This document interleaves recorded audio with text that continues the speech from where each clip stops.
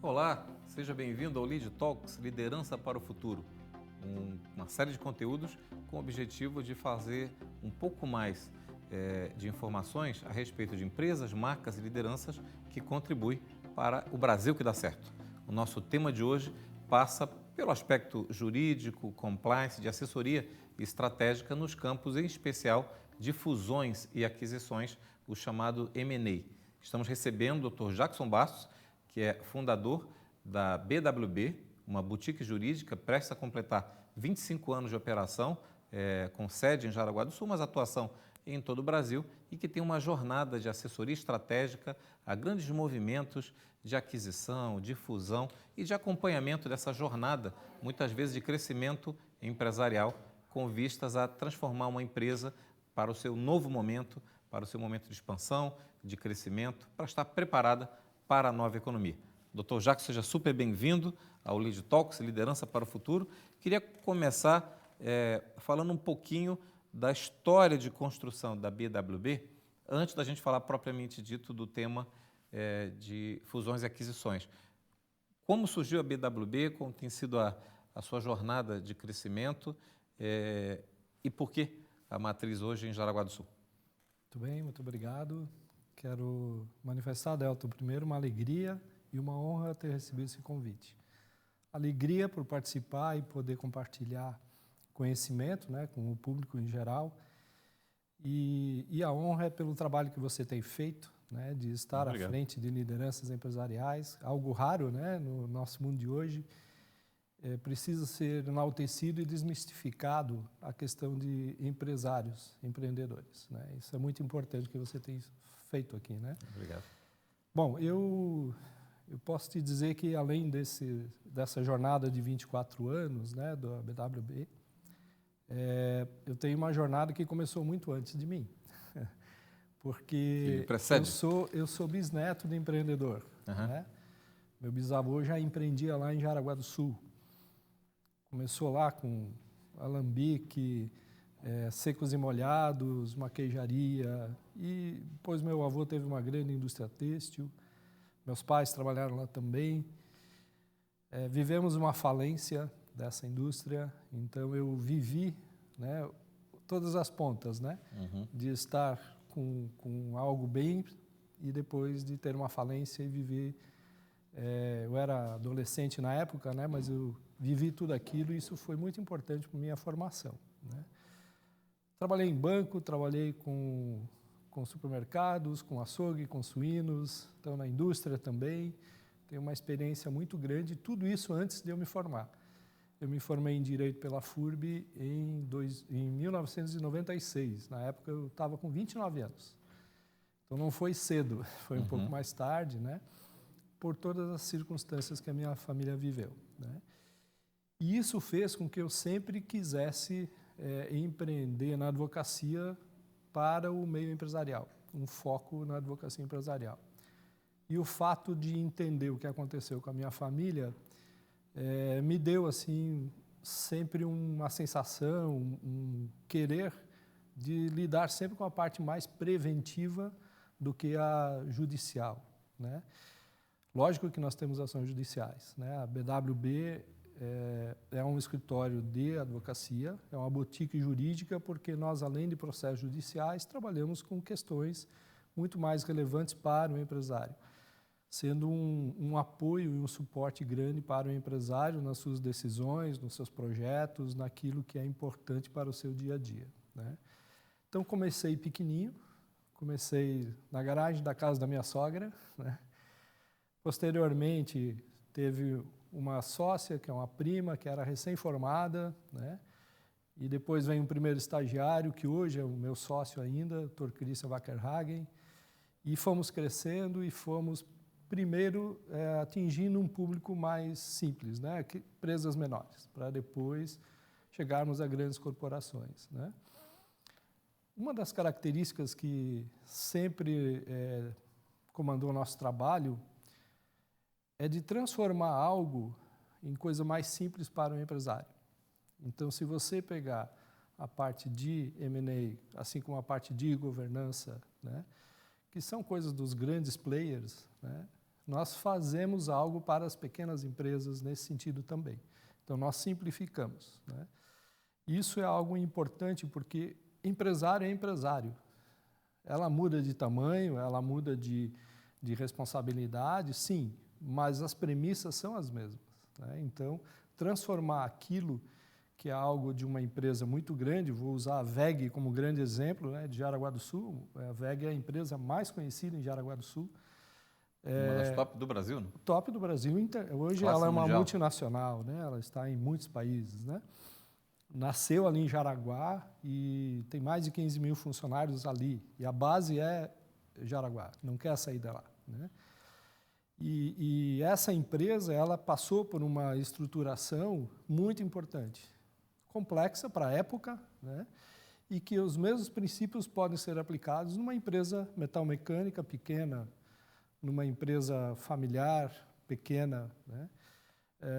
A questão é ter o conhecimento para fazer isso, né? E os empresários quererem fazer, porque vai quebrar alguns paradigmas, quebra alguma cultura, especialmente na empresa familiar, né? Daquele autoritarismo do Centralizador, muitas vezes, né? Centralizador, né? Ele quer sempre ele ser o dono, né?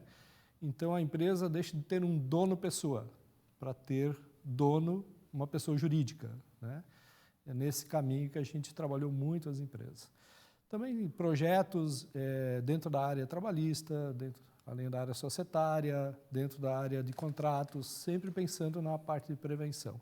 Hoje, a maioria dos nossos clientes mantém um contrato mensal para ter essa consultoria de prevenção. E temos muitos clientes que são clientes apenas de projetos de implantação nas empresas, né? Perfeito. Eu queria lhe ouvir, nesse contexto da história, né, da BWB, de algum modo, vocês pegaram todo esse know-how, toda essa metodologia, esse conhecimento adquirido ao longo de 24, quase 25 anos e, de algum modo, democratizaram, colocaram acessível, né, a perfis de empresários, por exemplo, do middle market, além das grandes contas estratégicas que vocês têm, né? Hoje, como é que está, no seu modo de ver, o olhar, a atenção, a priorização da governança corporativa para empresas independente do porte?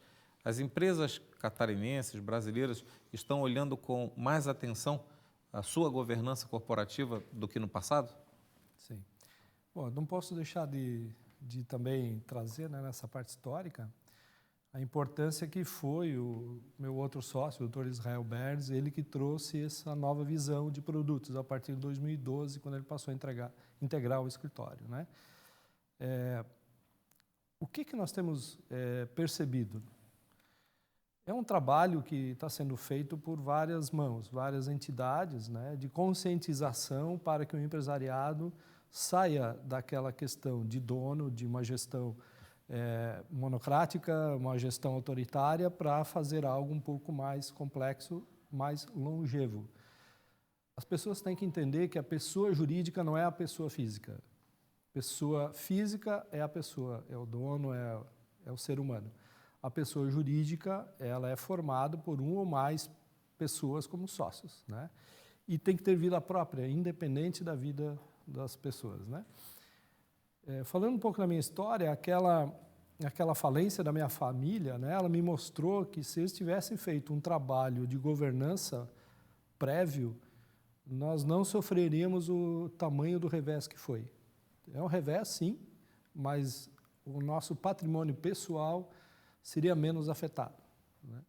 A família perdeu tudo por conta disso, né? Não havia nada que salvaguardasse isso. E esse trabalho mais inteligente, os empresários têm que pensar mais à frente, né? Achar que não é invencível. Ele acha que é invencível, ele acha que ele não vai morrer, ele acha que aquilo que ele fez é do jeito que ele fez e pronto, né?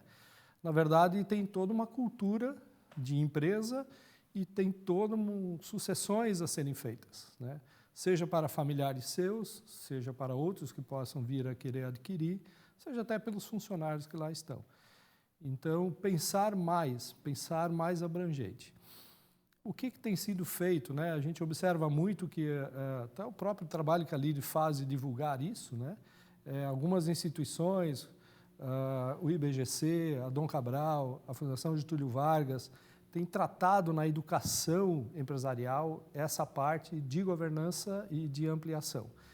Então, tirar essa parte da gestão independente, autoritária, para ser uma gestão mais compartilhada, uma gestão que tenha uma possibilidade de substituição muito rápida, célere, e sem que afete a operação como um todo, né?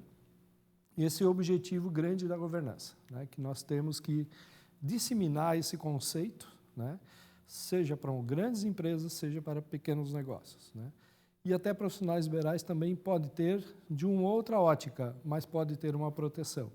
Uma outra ótica porque um advogado, um médico, um dentista, eles têm que ter a parte pessoal dele no negócio. Eu não posso ter, eu no meu escritório, um conselho, eu só participar do conselho e não participar das atividades do escritório. Não, eu estou vinculado pessoalmente. A legislação assim me obriga. Mas é possível eu criar mecanismos com a minha parte patrimonial pessoal para que tenha uma proteção com relação à minha vida, meu futuro, a inventário, família e tudo mais. Isso é importante. Fantástico. É uma temática que muitas vezes é negligenciada, né? O empresário está focado no seu business, né? E acaba não dando atenção a todo esse olhar societário, todo esse olhar de resguardar, inclusive para executivos, né? Existem até seguros, como seguros que protegem o executivo diante de situações que afetem a empresa. Seguros como o NDO, né? Que fazem com que a liderança empresarial esteja resguardada no seu patrimônio pessoal. Uma outra frente muito importante dentro desse ambiente de governança que vocês desenvolvem é a temática relacionada a assessorar processos de fusão e aquisição de empresas. Como é que isso surgiu no escritório e como esse tema de M&A tem sido tratado na atualidade? Tema dos mais relevantes e importantes, né? Primeiro porque hoje está muito aberto, né? Desde que a globalização aconteceu, por mais que as pessoas demorem a perceber, essa negociação entre empresas ela se intensificou e cada vez mais está intensificando. Mas o que é importante? Você tem alguns pontos de por que fazer aquisição ou fusão, né? Fusão, naturalmente, não está acontecendo. No Brasil não acontece porque fusão seria duas empresas se juntarem, formarem uma nova e se extinguirem, né? Isso não acontece. Existem a incorporação, existe a aquisição, existe a compra, né? Então, às vezes a empresa quer um novo mercado e ela quer ampliar num outro mercado, numa outra região, o que ela tem.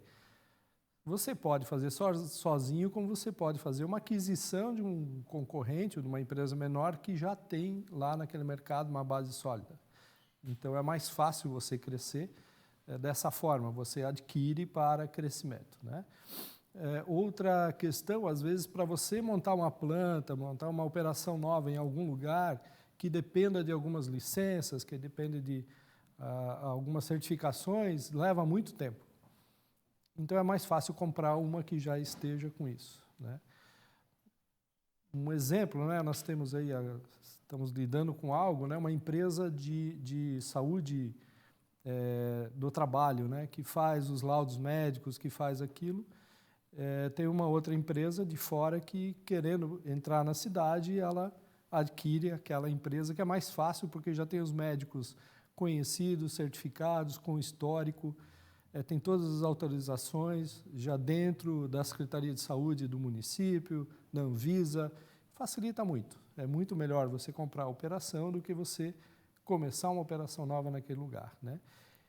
Então, para fazer essa aquisição de empresas, ou para vender a sua empresa, também é outro ponto, né? Por que vender a sua empresa? Às vezes é querer um aporte financeiro, vende uma parte, ou chegamos a ter pessoas que queriam fechar a empresa porque não iriam continuar, pela idade não tinha sucessor, e se orientou a fazer a venda, né? E que é muito melhor o retorno é muito melhor e não tem nenhum trauma com funcionários, ela vai dar continuidade, né? O que é importante nisso? É tratar disso de uma forma jurídica e com muita prevenção, dentro de um parâmetro que existe, dentro da legalidade, porque existem muitas armadilhas nisso aí, né? Geralmente, o comprador ele tem que ter mais cuidado do que o vendedor, mas existem armadilhas para vendedores, né? Existe N casos de pessoas que têm um pequeno comércio, acaba vendendo para outro e esse adquirente toma conta, faz dívidas e depois some, né? E a dívida fica com o antigo proprietário. Isso existe muito. Então, essa atuação dentro do M&A, ela tem por base dar garantia jurídica, dar uma segurança maior, não vai impedir 100%, né? Mas vai dar uma segurança maior para quem está nessa negociação. Um outro aspecto importante do M&A, contratar especialistas nisso, é a impessoalidade. Nós temos, assim, às vezes, alguns casos de sócios que querem vender a sua quarta parte da empresa, né? Mas para ele lidar com o ex-sócio, fica uma situação mais difícil. Então, muitas vezes, procura-se um escritório, uma boutique que tenha essa possibilidade de representá-lo, né? Tirar essa questão pessoal. Se ele quer sair, muitas vezes é porque tem alguma questão que não está bem resolvida, né?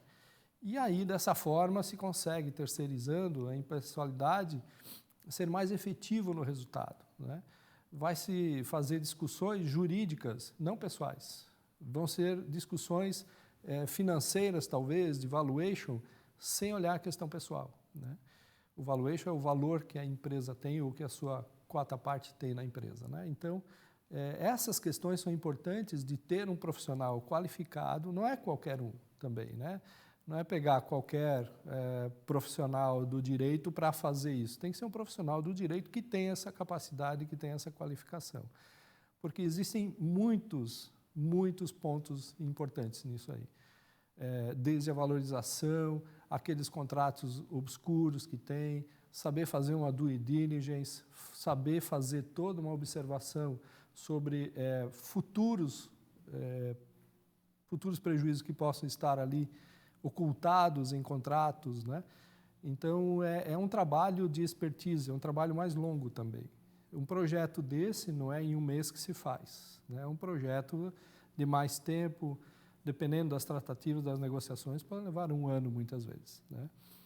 E existem também grandes negócios, né? Negócios assim, acima de 750 milhões de reais de empresa adquirente aqui no Brasil, ela tem que passar pelo CAD, né? Que é um órgão, um conselho que vai ver se não tem o trust, né? Se não tem algo que seria um monopólio, né? Para evitar os monopólios. Então, quando é algo muito maior, vai ter o olhar, né, de uma entidade pública, que é o CAD, para fazer essa regulação, né? Aceitar ou não aceitar essa fusão ou essa incorporação de uma outra empresa, né?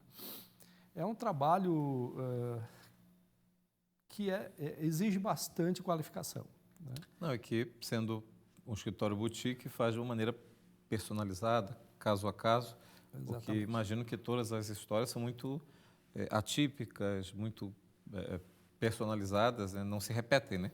Então, precisa ter um olhar muito direcionado.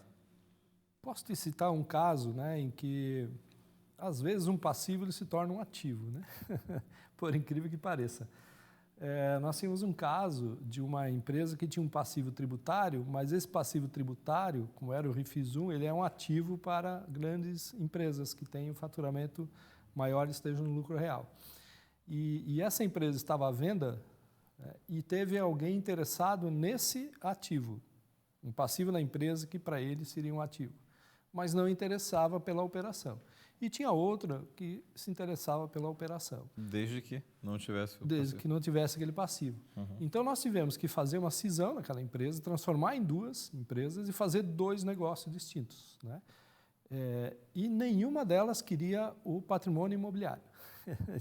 Então, o proprietário vendeu a empresa, vendeu ela em duas empresas, dois negócios distintos, e ainda manteve o imóvel em seu poder como pessoa física. Depois ele saiu da empresa com o imóvel pessoa física. Então é bastante inteligência nisso, né? E como você bem trouxe, nós temos que olhar caso a caso. É muito pessoalidade, né? É bem personalizado esse trabalho que é feito. E hoje, quando você olha no panorama dos últimos anos, essa curva de transações, de aquisição, de ambos lados, naturalmente, como tem se comportado? Esse é um mercado que está estável, está em aquecimento, já teve um pico maior e deu uma desacelerada imediatamente pós-pandemia. Eu acompanhei, durante a pandemia e após, muitos empresários que mudaram sua visão de mundo, alguns quiseram se desfazer do negócio, ou quiseram viver a vida agora, ou viram que não tinham sucessores. Como é que está esse segmento, especialmente em Santa Catarina? Bom, eu vou tratar de duas coisas distintas. Uma questão do patrimônio pessoal, que é aquilo que o empresário conseguiu conquistar de patrimônio na pessoa física dele, mas que possa fazer um tratamento específico de governança para isso, ou de um planejamento patrimonial para isso. Isso tem sido cada vez maior, essa busca, né? Tanto pela divulgação que as próprias redes sociais estão fazendo nisso, né? Como pelas incertezas que a pandemia mesmo trouxe, né? Estou saudável e pode ser que uma Covid me leve, né? Então, a pandemia nos lembrou de que a gente pode morrer a qualquer momento. Isso mesmo, né? O que aconteceu aqui no Brasil, no Tratado de Brasil, né? Pós-pandemia, houve um pico econômico muito grande, né? A maioria dos nossos clientes quebrou recordes de faturamento nos anos 2021 e 2022, né? Aliás, 20, segundo semestre, 21 e 22. Porém, a partir de setembro de 22, o pessoal ficou com mais cautela por conta das eleições, por conta das mudanças, né, que houveram no Executivo Federal. E isso fez com que muitos tirassem o pé do acelerador, né? Então, estava mais aquecido esse mercado de compras e vendas de empresas, né? E depois ele começou a cair um pouco. Agora ele está voltando na normalidade, né? Me parece que se acostumaram com a nova forma, né, que o nosso governo tem tratado as coisas, né? O que está existindo com o novo Código Tributário que está vindo por aí, o que tem se anunciado, então está tendo uma aceleração em alguns projetos, porque tem muita coisa que vai ser tributada lá na frente, então querem fugir dessa tributação agora, que é importante, é um momento importante para se fazer isso, né? Hoje, para você fazer a transferência de patrimônio de pessoa física para incorporar numa pessoa jurídica, você não vai ter uma tributação como vai ser lá na frente no novo código, né? Então, as pessoas estão atentas a isso e tem que ficar atentas a isso, né? É importante que as pessoas pensem sobre isso, porque nós vamos ter uma nova legislação e vai afetar a todos, né? Todos os negócios, né? Existe também uma tendência de crescer mais rápido, por isso tem mais aquisições, né? Antes, acelerando os negócios, o crescimento dos negócios. Antes ia lá, montava uma operação, algum tempo. Então, hoje, para acelerar o crescimento. Tem empresas que têm planejamento estratégico bem vertical, né, de faturamento. Para atingir isso, só com a planta que tem, com o que existe hoje, não vai conseguir, e sabe disso. Então, precisa fazer aquisição de outras empresas, de outra planta ou de outro negócio para poder escalonar, né? É tão interessante porque a gente vê empresas, às vezes, indo para outros caminhos, né? Então, até tem mundialmente empresas grandes que são empresas que você vê que é de um segmento alimentar, por exemplo, e você vai ter dentro dela várias empresas de perfumaria, de estética feminina, que estão diversificando, né, para ter, porque o que importa é o todo, né? O que importa é o resultado em todas as frentes. Muito bom. Conversa super esclarecedora com o Dr. Jackson Bastos, primeira de muitas, porque o tema não só de governança corporativa, como de aquisições, mas principalmente talvez o de planejamento tributário, planejamento das organizações, eu diria que esse tema de planejamento estratégico é o que vai se tornar ainda mais relevante, seja para o movimento de aquisição, seja para o movimento de proteção patrimonial, seja para o movimento de acelerar negócios. Acho que a base de tudo é ter um modelo de governança baseado em planejamento e não deixa a vida me levar. Então, por isso, com certeza, voltaremos muitas vezes a falar com a BWB como boutique jurídica para nos trazer um pouco de informações a respeito desse novo mundo que as organizações podem se desenvolver além do seu business core, do seu core business principal. Muito obrigado, Dr. Jackson. Seja super bem-vindo e lhe deixo aberto aí uma mensagem final para o público que nos acompanha. Essa questão de governança ela é tão importante que em Jaraguá do Sul nós temos a SCAR, que é a Sociedade de Cultura Artística, né? É uma associação sem fins lucrativos que trabalha com artes, uma escola de artes. E até para minha surpresa, fui convidado para participar do conselho lá. Quando cheguei e via o sistema de governança que tem, é o mesmo sistema de governança empresarial. E funciona muito bem. Hoje a SCAR tem 3.600 alunos que ela atende, né? É uma entidade que ela não gera déficit, ela gera caixa para ser reinvestido em novos projetos, né?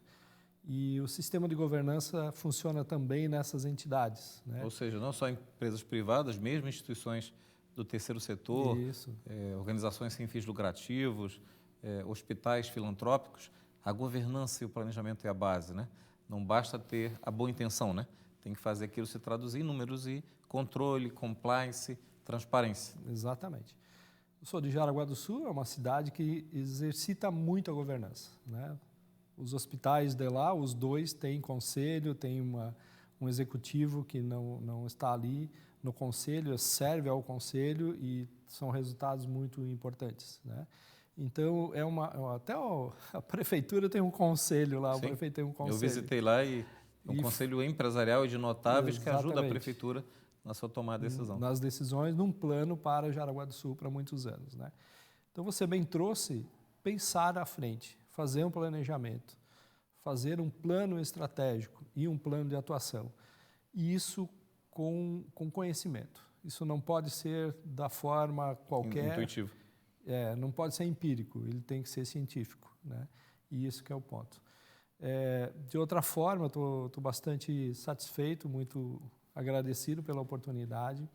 Quero incentivar os empresários, os pequenos empresários, a fazerem a busca por conhecimento para fazer uma governança, né?